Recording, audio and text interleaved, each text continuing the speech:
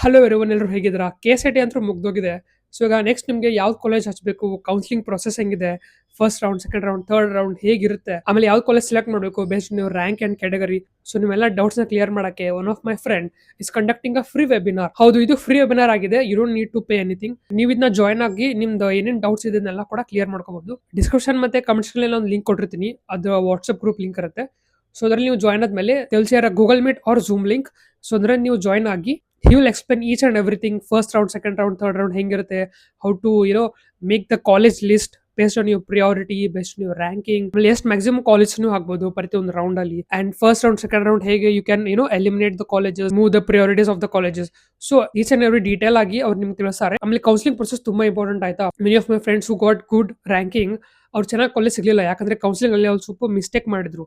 So ಆ ತರ ನೀವು ಮಿಸ್ಟೇಕ್ಸ್ ಮಾಡಬಾರ್ದು. ನಿಮ್ದು ಲೈಫ್, ನಿಮ್ 2 years of your hard work ಆಮೇಲೆ KCET ವೇಸ್ಟ್ ಆಗಬಾರ್ದು ಅಂದ್ರೆ you should make your counseling very perfect. So I'm appreciating my friend for conducting this webinar for free. So ಹೋಗಿ ಹೀಗೆ ಜಾಯ್ನ್ ಆಗಿ, it's a free seminar. So I'll give the link in the description and comment section.